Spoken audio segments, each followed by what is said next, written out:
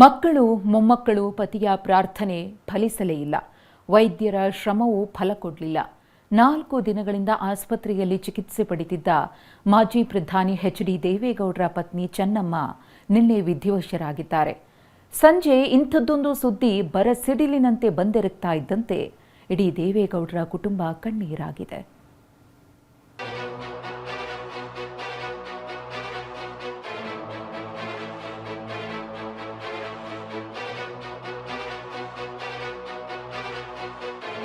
ಮಾಜಿ ಪ್ರಧಾನಿ ಎಚ್.ಡಿ. ದೇವೇಗೌಡರ ಪತ್ನಿ ವಿಧಿವಶ.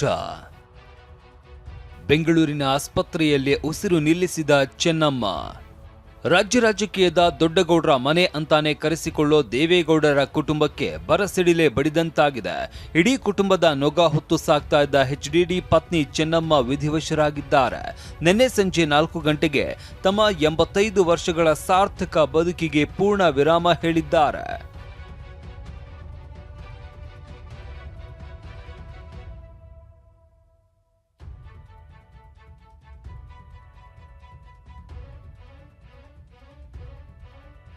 ಎಂಬತ್ತೈದು ವರ್ಷ ವಯಸ್ಸಾಗಿದ್ರೂ ದೇವಸ್ಥಾನ ಅದು ಇದು ಅಂತ ಲವಲವಿಕೆಯಿಂದಲೇ ಇರ್ತಾ ಇದ್ದ ಚೆನ್ನಮ್ಮ ಅವರಿಗೆ ಕಳೆದ ಬುಧವಾರ ಉಸಿರಾಟದ ಸಮಸ್ಯೆ ಕಾಣಿಸಿಕೊಂಡಿತ್ತು. ಕೂಡಲೇ ಅವರನ್ನ ಬೆಂಗಳೂರಿನ ಇಂದಿರಾನಗರದಲ್ಲಿ ಇರುವ ಮಣಿಪಾಲ್ ಆಸ್ಪತ್ರೆಗೆ ದಾಖಲಿಸಲಾಗಿತ್ತು. 4 ದಿನಗಳಿಂದಲೂ ವೈದ್ಯರು ನಿರಂತರ ಚಿಕಿತ್ಸೆ ನೀಡ್ತಾ ಇದ್ರು. ಚೆನ್ನಮ್ಮ ಅವರನ್ನ ಉಳಿಸಿಕೊಳ್ಳೋದಕ್ಕೆ ಸಾಧ್ಯವಾಗಲಿಲ್ಲ. ನಿನ್ನೆ ಸಂಜೆ 4 ಗಂಟೆ ಹೊತ್ತಿಗೆ ಹೃದಯಾಘಾತದಿಂದ ಉಸಿರು ಚೆಲ್ಲಿದ್ದಾರೆ.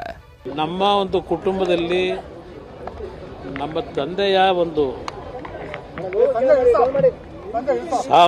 ಸಂಗಾತಿಯಾಗಿ 65-70 ವರ್ಷಗಳು ಅವರ ಜೊತೆಯಲ್ಲಿ ಬಾಳದಂಥವ್ರು ಏನಿದ್ದಾರೆ, ಅವರ ಜೀವನವನ್ನೇ ತ್ಯಾಗ ಮಾಡಿದರು. ಅದಷ್ಟೇ ಅಲ್ಲ, ನಮ್ಮ ಬದುಕಿನಲ್ಲೂ ಸಹ ಒಂದು ತಾಯಿ ಹೃದಯ ಅಂತಕ್ಕಂಥದ್ದನ್ನು ನಮಗೆ ಕಲಿಸಿದ್ರೆ ಅವರಿಂದ ನಾವು ಕಲಿತಂಥದ್ದು.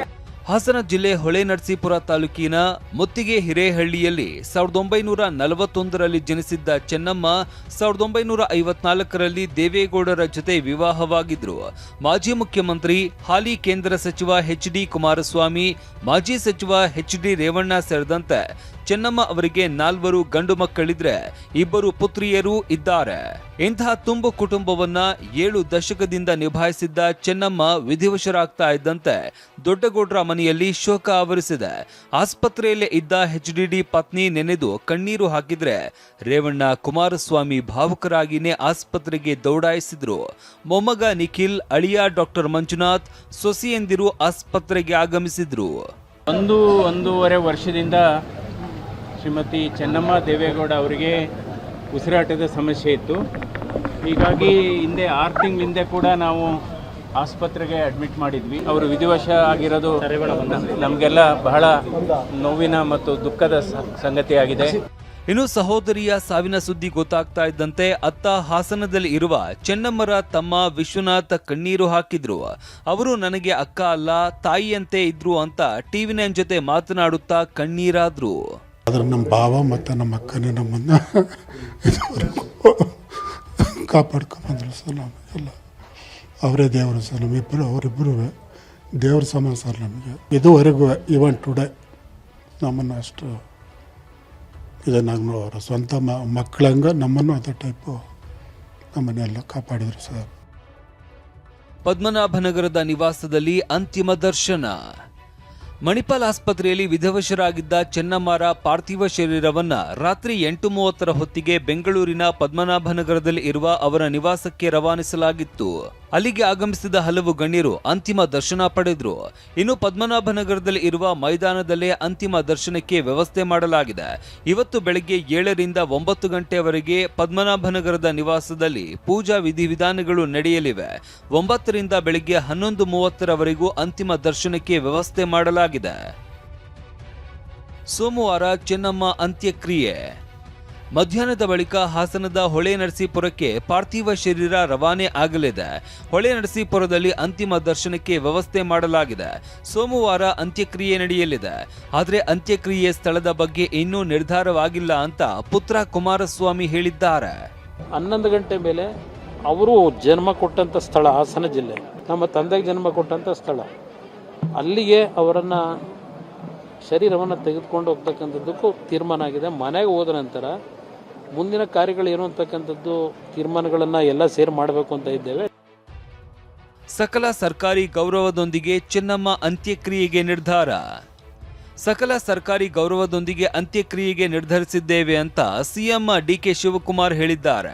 ಪದ್ಮನಾಭನಗರದಲ್ಲಿ ಅಂತಿಮ ದರ್ಶನ ಪಡೆದ ಬಳಿಕ ಮಾತನಾಡಿದ ಸಿಎಂ, ಚೆನ್ನಮ್ಮನವರು ಮಾಜಿ ಪ್ರಧಾನಿ ಎಚ್.ಡಿ. ದೇವೇಗೌಡರ ಪತ್ನಿ. ಹೀಗಾಗಿ ಸಕಲ ಸರ್ಕಾರಿ ಗೌರವದೊಂದಿಗೆ ಅಂತ್ಯಕ್ರಿಯೆ ನಡೆಸ್ತೀವಿ ಎಂದರು. ಇಡೀ ರಾಜ್ಯ ದೇಶದ ಒಂದು ದೊಡ್ಡ ಕುಟುಂಬಕ್ಕೆ ಹಗಲು ರಾತ್ರಿ ಎಲ್ಲ ಕಷ್ಟದಿಂದಲೇ ಸುಖದಿಂದಲೇ ಜೊತೆಯಲ್ಲಿ ಇದ್ಕೊಂಡು ಒಂದು ದೊಡ್ಡ ಸೇವೆಯನ್ನು ಮಾಡಿದಂಥ ಒಬ್ಬ ಧೀಮಂತ ಹೆಣ್ಮಗಳು. ದೇಶ ಮತ್ತು ರಾಜ್ಯದ ಅನೇಕ ರಾಜಕಾರಣಿಗಳಿಗೆ ಒಂದು ಮಾತೃ ಸ್ವರೂಪಿಯಾಗಿ ಸೇವೆಯನ್ನು ಮಾಡ್ಕೊಂಡು ಬಂದಂಥ ಒಬ್ಬ ಧೀಮಂತ ಹೆಣ್ಮಗಳು. ಕರ್ನಾಟಕ ಸರ್ಕಾರ ಅವರಿಗೆ ಸರ್ಕಾರದ ಗೌರವದೊಂದಿಗೆ ಅವರಿಗೆ ಅಂತಿಮ ನಮನವನ್ನು ಕೊಡಬೇಕು ಅಂತೇಳಿ ನಾನು ತೀರ್ಮಾನವನ್ನು ಮಾಡಿದ್ದೇನೆ. 8 ದಶಕಗಳ ಕಾಲ ಬದುಕಿದ್ದ ಚೆನ್ನಮ್ಮ ದೇವೇಗೌಡರ ಜೊತೆ 7 ದಶಕಗಳ ಕಾಲ ದಾಂಪತ್ಯ ಜೀವನ ನಡೆಸಿದ್ರು.